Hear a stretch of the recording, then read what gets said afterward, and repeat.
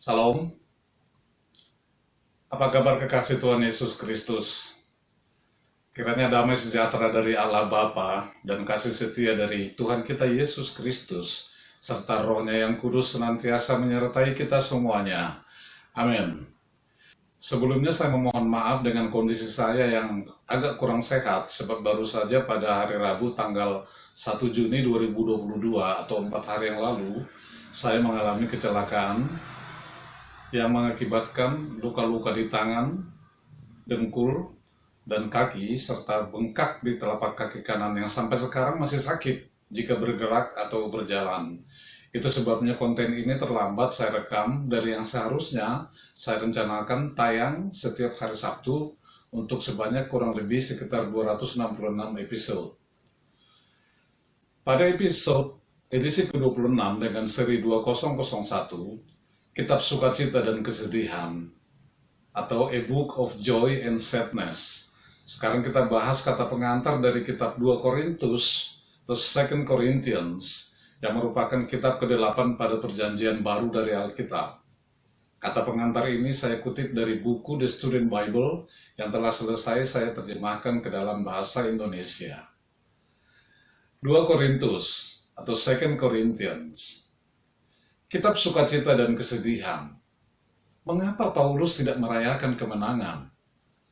Bahkan kami merasa seolah-olah kami telah dijatuhi hukuman mati. Tetapi hal itu terjadi supaya kami jangan menaruh kepercayaan kepada diri kami sendiri, tetapi hanya kepada Allah yang membangkitkan orang-orang mati. Dari kitab 2 Korintus pasal 1 ayat 9. Para atlet seringkali memiliki reaksi yang aneh atas suatu kemenangan besar. Orang menyebutnya sebagai penyakit setelah pagi. Sebuah gimnastik olimpiade yang telah melatih atlet berusia 15 tahun bangun keesokan hari setelah penampilan medali emasnya merasa tertekan dan keanehan. Secara berlawanan, rasa manis kemenangan dapat membawa sisi kepahitan. Suatu perasaan yang lebih menusuk dapat menyerang mereka yang menang dalam pertengkaran pribadi. Orang yang memenangkan perkara pengadilan yang krusial dihujani simpati kepada pihak yang dikalahkannya. Para politisi yang melambaikan tangan kepada kerumunan orang yang bersorak pada malam pratama merenungkan luka memar yang dideritanya dan telah membebaninya selama masa kampanye. Suami yang bersikeras bercerai meninggalkan pernyataan terakhir merasa sedih dan terbebani. Nyeri yang tak kunjung hilang. Sesuatu seperti keadaan suka duka seperti itu pasti mengganggu Rasul Paulus ketika dia menulis kitab 2 Korintus ini. Dia harus memenangkan suatu pencapaian besar untuk meyakinkan jemaat Korintus agar datang ke sisinya. Semangatnya telah menggelora saat mendengar berita dari Titus atas gelombang dukungan terhadap mereka. Dari kitab 2 Korintus pasal 7 ayat 6-16. Suratnya yang sebelumnya, sebuah risiko pribadi terbayar sudah. Mencerminkan kemenangan Paulus, surat ini dengan spontan mengungkapkan pujian dan pengucapan syukur yang luar biasa. Namun, tidak seperti dalam surat lain di mana Paulus dengan sangat terbuka mengakui frustasinya. Segera setelah salam pembukaan, dia menyebutkan kesulitan yang sangat parah, sehingga kami telah putus asa juga akan hidup kami. Dari kitab 2 Korintus pasal 1 ayat 8. Sejumlah besar rujukan muncul dengan tiba-tiba mengikuti tensi hubungan yang sudah dimilikinya dengan jemaat Korintus. Paulus bertanya-tanya apakah dia terlalu keras kepada mereka. Dia mengakui rasa sakitnya yang tidak hilang-hilang. Buku harian untuk dua pemirsa. Kitab 2 Korintus penuh dengan sindiran dan berbagai rujukan pribadi. Dibaca lebih dari sebuah catatan harian ketimbang suatu dokumen publik. Jika kitab 1 Korintus menganalisis masalah-masalah di gereja Korintus, surat lanjutan ini mengemukakan masalah yang dihadapi Paulus sendiri. Dia tidak bergembira atas kemenangan dalam mendapatkan dukungan jemaat Korintus. Lebih dari itu, dia menjadikan diri sendiri mudah diserang dan membuka sebuah jendela ke bagian paling dalam dirinya. Dia menyimpulkan keadaannya sebagai dalam segala hal kami ditindas namun tidak terjepit. Kami habis akal namun tidak putus asa. Kami dianiaya namun tidak ditinggal sendirian. Kami dihempaskan namun tidak binasa.